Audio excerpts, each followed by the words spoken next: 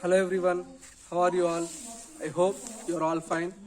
So, in today's class, in last class we discussed the grammar part. మీకు work కూడా ఇచ్చాను. So in today's class we discuss the remaining grammar part.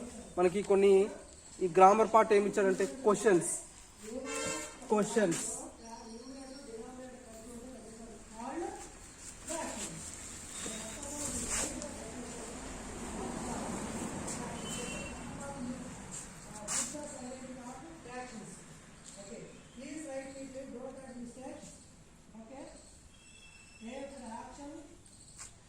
Questions. So ఇక్కడ మనకి questions గురించి ఏమి ఇచ్చాడో చూద్దాం. In the previous lesson we learn positive and negative statements. మనం లాస్ట్ క్లాస్లో ఏం నేర్చుకున్నాం అంటే లాస్ట్ లెసన్లో మనం గ్రామర్ పార్ట్లో ఇక్కడ పాజిటివ్ అండ్ నెగిటివ్ స్టేట్మెంట్స్ గురించి తెలుసుకున్నాం కదా. ఇక్కడ మనం వాటిని ఎలా రాయాలి, ఎలా ఫైండ్ అవుట్ చేయాలి.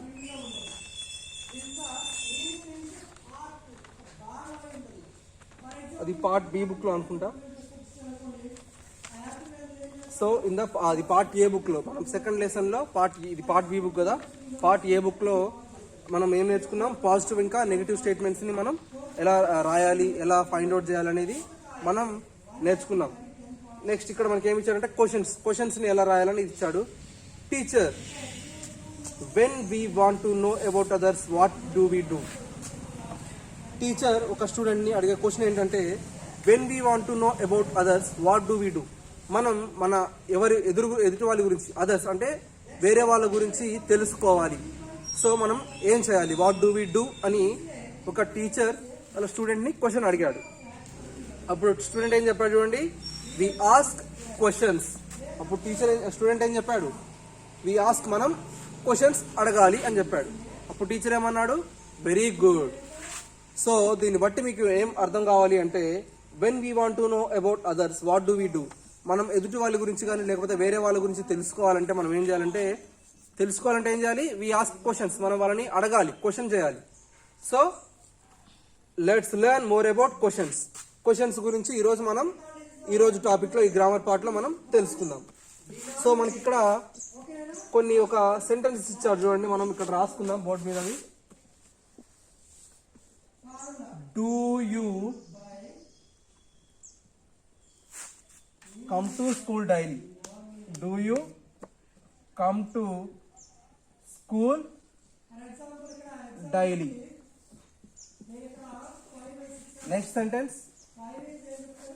Does she eat mangoes? Does she eat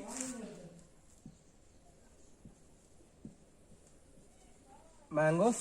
Next, third one, did he call me? Does Joseph speak English? Next one, okay.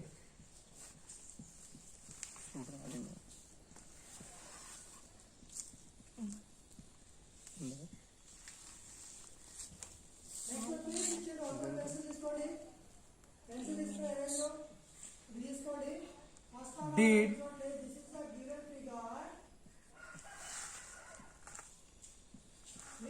father pay fee? Next, last sentence is, can you answer my question?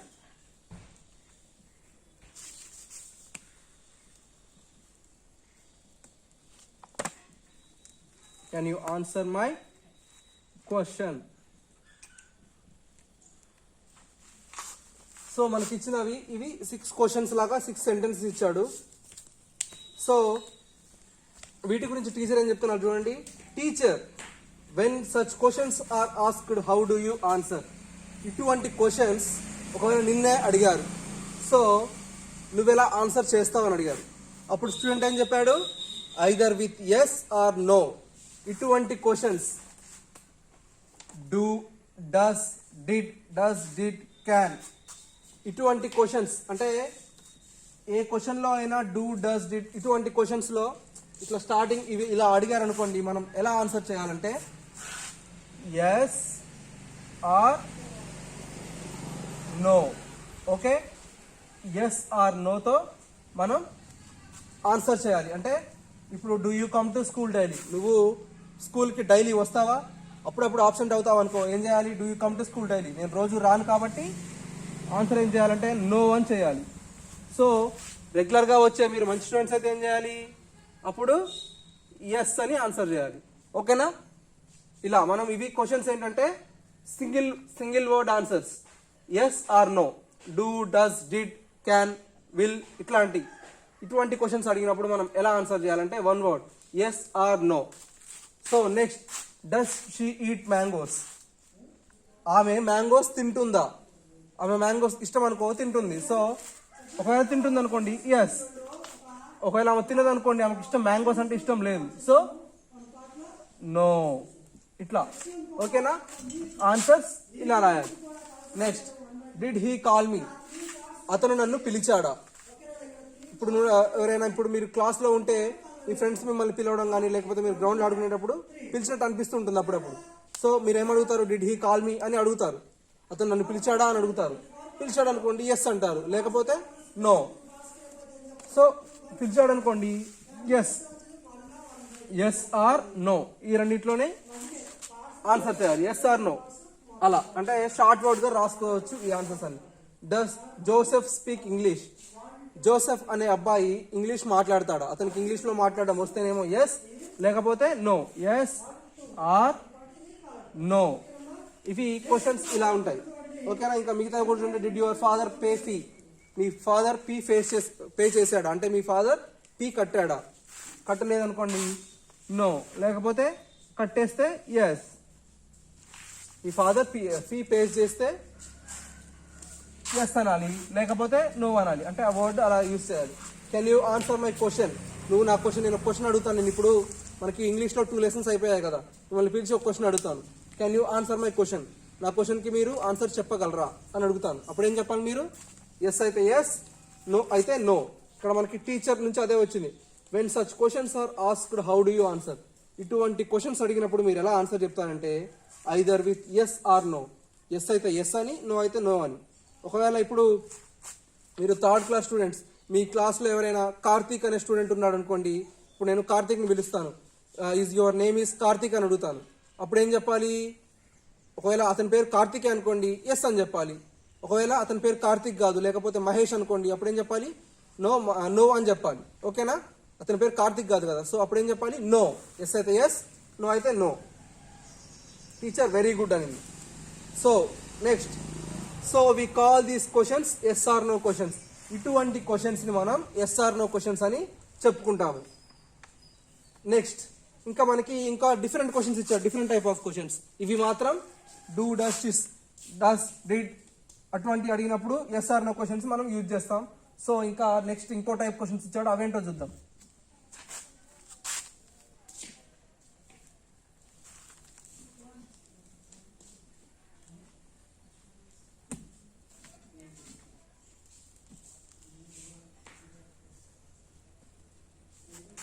ఇంకా మనకి ఇచ్చిన ఇంకా వేరే type questions ఏంటి ఇవి రాసుకుందాం. First one, what is your father, what is your father. Next, what are you writing,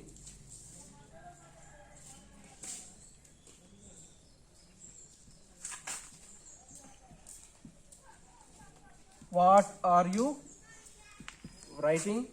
Next, third one, when did you buy this book,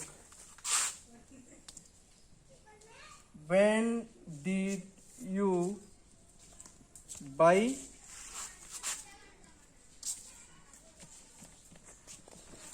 this. సరే, ఇప్పుడు మనకి ఇక్కడ 3 క్వశ్చన్స్ వరకు పట్టాయి కదా, ఇవి 3 క్వశ్చన్స్ చూద్దాం. ఫస్ట్ ఏంటంటే, when such questions are asked how do you answer. మళ్ళీ ఆ టీచర్ స్టూడెంట్ని అడిగాడు. ఇటువంటి క్వశ్చన్స్ అడిగినప్పుడు నువ్వెలా ఆన్సర్ చెప్తావని మళ్ళీ అడిగారు. వి ఆన్సర్ కంప్లీట్లీ. ఇటువంటి క్వశ్చన్స్ వాట్, వెన్, ఇంకా మనకి ఇక్కడ ఇంకా రిమైనింగ్ 2 క్వశ్చన్స్ చూడండి, హౌ, వేర్. ఇటువంటి క్వశ్చన్స్ అడిగినప్పుడు మనం ఎలా ఆన్సర్ చేయాలంటే వి షుడ్ ఆన్సర్ కంప్లీట్లీ. ఇంతకుముందు అడిగిన క్వశ్చన్స్ ఎలాంటివి? అలాంటి క్వశ్చన్స్ అడిగినప్పుడు డూ డిడ్ డస్ అని అడిగినప్పుడు మనం ఎస్ ఆర్ నోతో ఆన్సర్ చెప్పాం కదా, అటువంటి క్వశ్చన్స్ని. సో ఇప్పుడు మనం ఎలా ఆన్సర్ చేయాలంటే, మనం ఒక ఆన్సర్, ఇప్పుడు మనం క్వశ్చన్ అడిగితే మనం కంప్లీట్గా ఒక కంప్లీట్ మీనింగ్తో వచ్చేలాగా మనం ఆన్సర్ చేయాలి. వీ షుడ్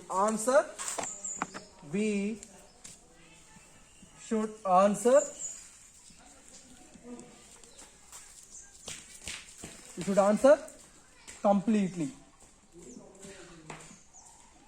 ఓకే, మనం ఏం చేయాలంటే ఇలాంటి questions, what is your father అంటే మీ ఫాదర్ ఏం చేస్తూ ఉంటారు. వాట్ ఆర్ యూ రైటింగ్, నువ్వు ఏం రాస్తున్నావు. When did you buy this book, ఈ బుక్ నువ్వు ఎప్పుడు కొన్నావు. సో ఇటువంటి క్వశ్చన్స్ అడిగినప్పుడు ఏం చేయాలంటే we should answer completely. What is your father అంటే ఎస్ అంటామా లేకపోతే నో అంటామా? నో కాదు కదా. వాట్ ఈజ్ యువర్ ఫాదర్ అంటే ఏంటి, మీ ఫాదర్ ఏం చేస్తూ ఉంటారని. సో ఇక్కడ ఎస్ నో అని చెప్తే ఆన్సర్ వస్తుందా? నో. అప్పుడు మనం ఏం చెప్పాలి, మై ఫాదర్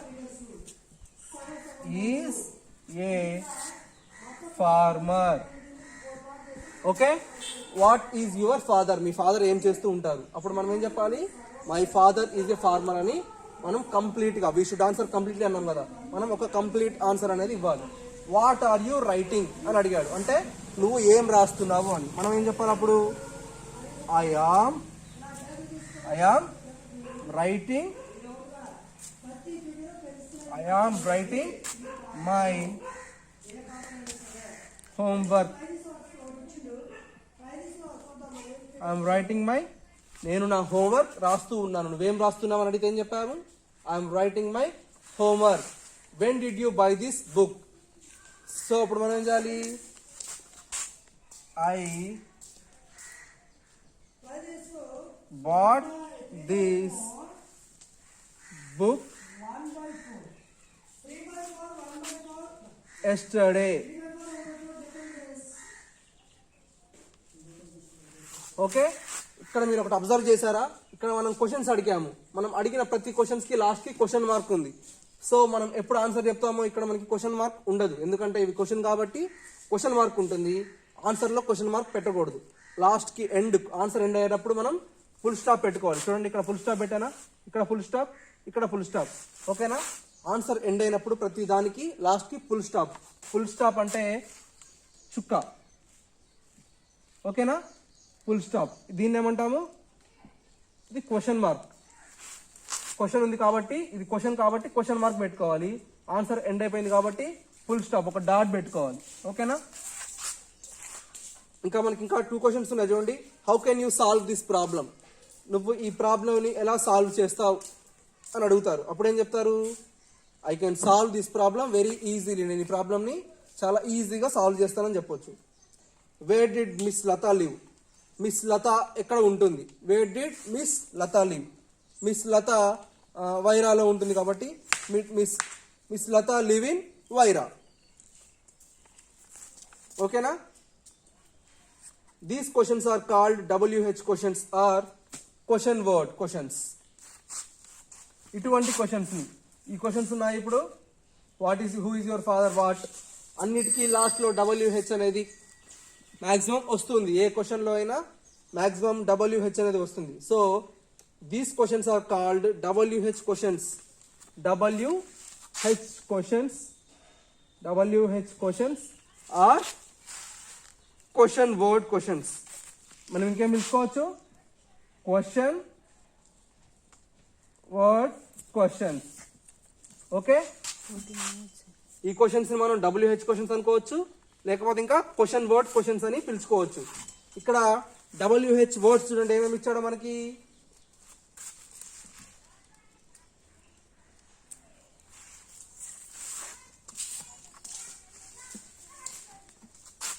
WH వర్డ్స్ చూడండి ఏమి ఇచ్చాడు మనకి. WH వర్డ్స్ అని what, when, where, which,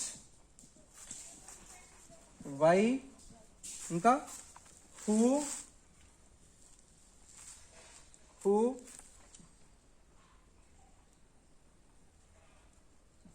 whom,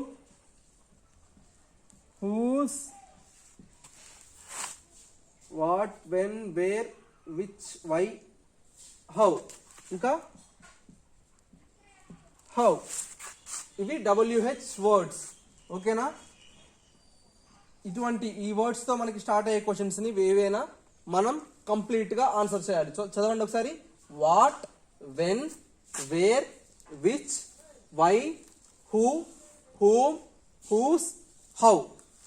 ఇవి వీటి మీనింగ్స్, ఇంకా వీటిని మనం ఎలా ఎలా యూజ్ చేయాలి, వాటికి ఎలా మనం ఆన్సర్ రాయాలి అనేది మనం నెక్స్ట్ క్లాస్లో, ఇంకా మనకి ఇక్కడ ఫ్రేమింగ్, క్వశ్చన్స్ ఎలా ఫ్రేమ్ చేయాలనేది నెక్స్ట్ టాపిక్ ఇచ్చాడు.